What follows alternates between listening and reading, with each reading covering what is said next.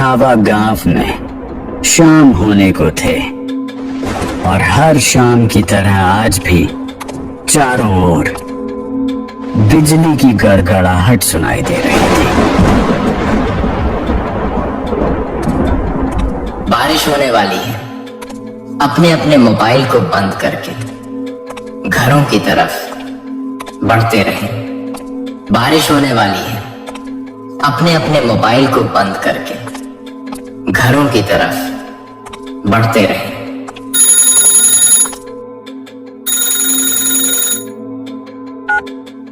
Hello जी मुखिया जी, बोलिए।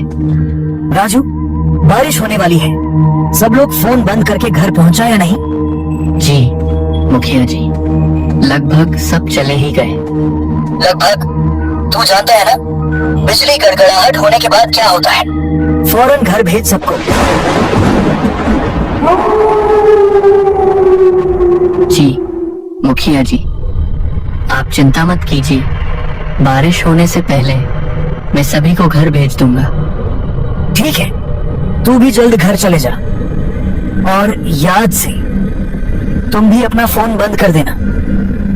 जी मुखिया जी, कल मिलते हैं। चिंटू, हाँ पापा। बारिश होने वाली है, जल्दी अपना फोन बंद करो। जाओ, जाकर सारे खिड़की दरवाजे बंद कर दो। हाँ पापा, जा रहा हूँ। बारिश होने वाली है। अपने अपने घरों की तरफ बढ़ते रहो। बारिश चलो रे सब, अपने अपने दुकान बंद हो गई। अरे काकी, चाय तो पिला दे। अरे बाबले, आवाज नहीं सुनी तूने? बारिश होने को है, जल्दी से घर निकल वरना। अरे बुढ़िया, तू बहुत डरती है। ये सब बस छोटे मोटे बारिश है, इतना दिमाग मत लगाया कर। राहुल बेटे, थाने से बहस करने का समय ना है हमारे पास। बेहतर होगा कि बारिश होने से पहले तो अपने घर पहुंच जा, क्योंकि अगर रास्ते में बारिश पकड़ लिया तो दोबारा यहाँ मत आइयो, क्योंकि मैं दरवाजा ना खोलूंगी। समझ गया ना? जा यहाँ से। हाँ हाँ, जाता हूँ जाता हूँ। हाँ बोलिए मुखिया जी। काकी, सब लोग घर चले गए ना? हाँ सब चले गए। ठीक है, आप भी आज से फोन बंद कर लेना। रोज रोज फोन करके यही बोलता है तू। अरे 5 महीनों से बारिश के कारण गांव में कुछ नहीं हुआ, तो अब क्या हो जाएगा? 5 महीने पहले जो बारिश के कारण हुआ था वो दोबारा भी हो सकता है, इसलिए सावधानी जरूरी है।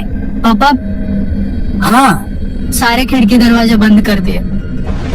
और पर्दे लगाए? पर्दे क्यों? खिड़कियां तो बंद कर ही दी है। और वैसे भी वो लोग तो तभी अंदर आ सकते हैं ना, जब उन्हें अंदर बुलाया जाए। तो फिर चिंटू, होश में हो? क्या बोल रहे हो? अरे हम पर्दे उनसे छिपने के लिए थोड़ी ना लगाते हैं, बल्कि इसलिए लगाते हैं ताकि हम उन्हें ना देख सकें, उनसे बात ना कर सकें और उनके बहकावे में ना आ सकें। ऐसी गलती बहुत से लोगों ने की थी। उनके साथ क्या हुआ यह पूरा गांव जानता है। इसीलिए अच्छा होगा कि हम वो गलतियां दोहराएं नहीं। पापा, क्या बारिश में मम्मी के साथ भी ऐसा ही कुछ हुआ था? क्या वो भी? बारिश होने लगी, जाओ जल्दी से जाकर पर्दे लगा दो। वो लोग अब आते ही होंगे। मुखिया जी की बात मानकर चिंटू खिड़कियों पर पर्दे लगाने के लिए चला गया, पर अभी वो पर्दे लगा ही रहा था कि उसने ऐसा कुछ देखा जिससे उसके होश उड़ गए। चिंटू बेटा। हाँ मम्मी, आप? हाँ बेटा, मैं ही हूँ। पर आप यहाँ कैसे? तुमसे मिलने आई हूँ बेटा। हाँ, पर आप तो मर गए थे ना? नहीं तो देखो मुझे, मैं तो जिंदा हूँ। लेकिन पापा ने तो बोला आप मर चुके हो। फिर तुम्हारे पापा झूठ बोल रहे हैं बेटा। मतलब आप मरे नहीं हो? नहीं, मैं मैं तो बस रास्ता भटक गई थी। आज बहुत मुश्किल से तुम्हारे पास आई हूँ, बस तुमसे मिलने। हाँ सच्ची? हाँ बेटा हाँ। अब चलो, मुझे अंदर आने दो, नहीं तो मैं बारिश में पूरी तरीके से भीग जाऊंगी। हाँ मैं पापा को बोलता हूँ। नहीं नहीं, पापा को क्यों बुला रहे हो? वो मुझे देख तो पाएंगे नहीं, और जब तक मैं उन्हें समझाऊंगी तब तक तो बहुत देर हो जाएगी। इसलिए तुम ही जल्दी से दरवाजा खोल दो। पर पापा ने बारिश होने के बाद दरवाजा खोलने से मना किया है। बेटा मेरे पास ज्यादा वक्त नहीं है, मैं ज्यादा देर तक बाहर नहीं रह सकती। तुमने दरवाजा नहीं खोला तो? नहीं मैं खोलता हूँ। धन्यवाद बेटा। तो चिंटू अपने घर के दरवाजे पर पहुंचा और दरवाजा खोल दिया। पर जब सामने कोई नहीं देखा तो उसने अपनी मम्मी को पुकार लगानी शुरू की। मम्मी मम्मी, अरे मम्मी कहाँ गई? मम्मी कहाँ हो? जल्दी आओ ना। चिंटू, पापा तुमने दरवाजा क्यों खोला है? चिंटू बेटा। मम्मी। चिंटू मम्मी को अपनी ओर आते देख ही रहा था कि तभी मुखिया जी ने एकदम से लाइट्स बंद कर दी, और लाइट के अचानक बंद होते ही चिंटू पीछे पलटा तो उसके सामने अंधेरे में मुखिया जी खड़े थे, जो चिंटू को मुंह बंद रहने का इशारा कर रहे थे। चिंटू बेटा, अरे कहाँ चले गए? तुम देखो मैं आ गई, मम्मी से नहीं मिलोगे। चिंटू चिंटू। नव्या चिंटू को आवाज लगा रही थी, पर वो वहां था ही नहीं, क्योंकि मुखिया ने उसे बगल वाले कमरे में छिपाकर दरवाजा बंद कर दिया था। पापा, बाहर मम्मी थी और चिंटू शांत हो जाओ, मैंने कहा था ना तुम्हारी मम्मी मर चुकी है। पर पापा उन्होंने कहा कि वो जिंदा है। चिंटू बेटा, तुम अंदर हो ना? दरवाजा नहीं खोलोगे? तुम्हारी मम्मी आ गई है, दरवाजा खोलो बेटा। पापा। कोई आवाज मत करो। लेकिन पापा मुझे मम्मी से मिलना है। तुम्हें अगर सच में लगता है कि वो तुम्हारी मम्मी है तो उनसे कल सुबह मिल लेना, ठीक है? पर अभी के लिए शांत हो जाओ। मुखिया जी, अरे मिलने दो ना मुझे चिंटू से। कब तक झूठ बोलोगे उससे कि मैं मर चुकी हूँ? मुखिया जी, आप सुन रहे हैं ना? पापा। बेटा बिल्कुल भी ध्यान मत दो और आंख बंद करके सो जाओ। पापा मम्मी ये क्या बोल रही है? शांत रहो चिंटू, कल सुबह मैं तुम्हें सब समझा दूंगा, पर अभी के लिए चुपचाप आंखें बंद करो और सो जाओ।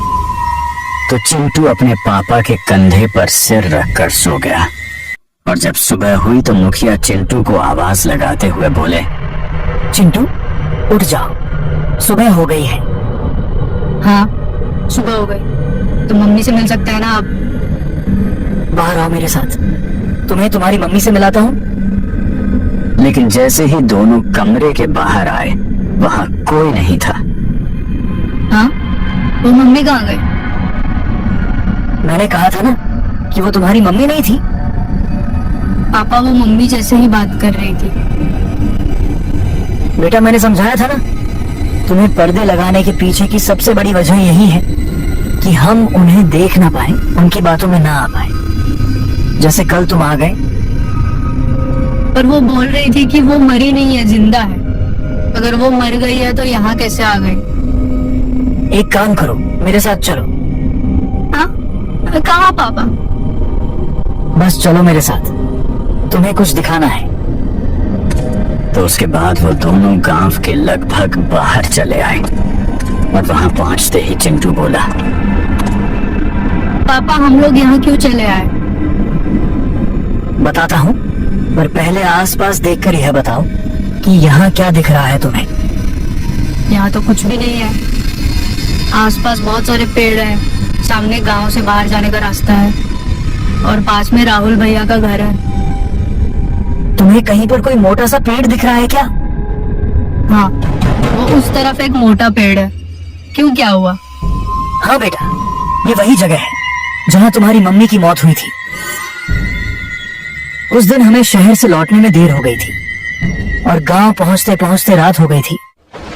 आसमान में बिजली की गड़गड़ाहट जोरों जोरों से हो रहा था। उस समय गांव के सभी घरों की खिड़की दरवाजे बंद हो गई थी, इसीलिए बिजली की गड़गड़ाहट रुकने तक हमारे पास झाड़ियों में छिपे रहने के अलावा कोई चारा नहीं था। हम लोग एक झाड़ के पीछे छिपे ही थे कि जोरों जोरों से बारिश होने लगी। तभी मैंने उस जगह एक आवाज सुनी।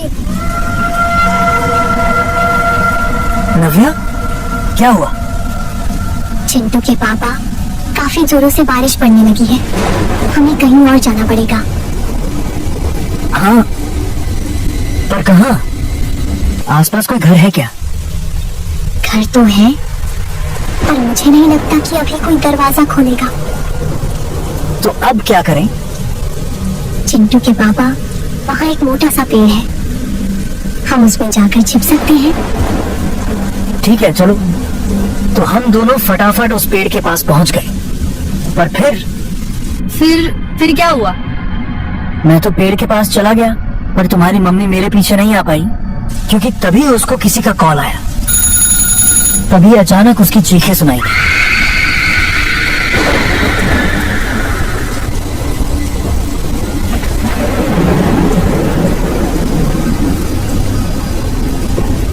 उन आवाजों को सुन मैं इतना घबरा गया कि अपनी जगह से हिल भी ना पाया। पर थोड़ी ही देर बाद तुम्हारी मम्मी की आवाजें आनी बंद हो गईं। कुछ देर बाद गांव के लोगों की आवाज सुनाई देने लगी। मैं समझ गया था कि सुबह हो चुकी थी, तो मैं तुम्हारी मम्मी को आवाज लगाने लगा, पर वहां अब कोई नहीं था। मैं कई दिनों तक उसके लौटने का इंतजार करता रहा, पर वो नहीं लौटी। फिर जब गांव वालों ने मुझे बताया कि रात होने के बाद नव्या भूत बनकर इस गांव में घूमती है, तो मुझे पता चला कि तुम्हारी मम्मी मर चुकी है। मतलब कल जिसे मैंने देखा वो तुम्हारी मम्मी नहीं थी बेटा, क्योंकि मरे हुए लोग वापस नहीं आया करते, इंसान बनकर तो बिल्कुल भी नहीं। अपने पापा से बात करने के बाद चिंटू के मन में बहुत सारी बातें चल रही थी और वो उन्हीं ख्यालों में खोया हुआ काकी की दुकान में बैठा हुआ था कि तभी हर तरफ से आवाजें आनी शुरू हो गईं। बारिश होने वाली है, अपने अपने घरों की तरफ बढ़ते रहे। बारिश होने वाली है। आज फिर बारिश होने लगी, निकलो अपने अपने घरों की तरफ। अरे बढ़िया, तू फिर शुरू हो गई। बोला था ना ये सब फालतू की बातें हैं। अरे बावड़े, दिमाग घूमने गया है क्या थारा? जानता है ना बारिश होने के बाद क्या हो गए है? कच्चा चिवा जाएगा वो। अच्छा, और तुझे कैसे पता कि वो कच्चा चबा जाएगा? क्योंकि आज तक जो भी रात को बाहर रुका है वह मारा गया है। अच्छा, फिर मुखिया जी कैसे बच गया? हाँ, वो भी तो फंसा था ना बारिश में रात को अपनी लुगाई के साथ। मैंने बोला ना, थारी फालतू बातें सुनने के लिए हमारे पास टाइम ना है। जा निकल अब यहाँ से। हाँ हाँ, जाता हूँ। इतना कहकर राहुल वहां से चला गया, पर राहुल की बात ने चिंटू का ध्यान जरूर खींच लिया था। तो वो भी अब यह सोचने लगा था कि उस रात उसकी मम्मी तो मर गई, पर पापा कैसे बच गए। वो ये सब बातें सोच ही रहा था कि तभी काकी बोली, अरे छोरे, हाँ, बात ना सुनी क्या तूने हमारी? बोला ना घर से निकल। जी दादी, जाता हूँ। तो चिंटू हड़बड़ाता हुआ काकी की दुकान से बाहर निकल आया। वो घर के लिए निकलने ही वाला था कि उसके मन में एक और ख्याल आया और वो सीधा राहुल के पीछे चल पड़ा। राहुल भैया, थोड़ा रुकिए। क्या हो गया लड़के, कहाँ भागा चला आ रहा है? वो मुझे ना आपसे एक बात पूछनी है। जल्दी पूछ, क्या पूछना है? वो आप वहाँ दादी को बोल रहे थे ना कि एक रात मेरे पापा और मम्मी बाहर रह गए थे और मम्मी वहाँ से गायब हो गई, पर पापा किसी तरह बच गए। अरे तुम्हारे पास हमारी ही बात दोहराने आया है? जल्दी पूछ, क्या पूछना है तने?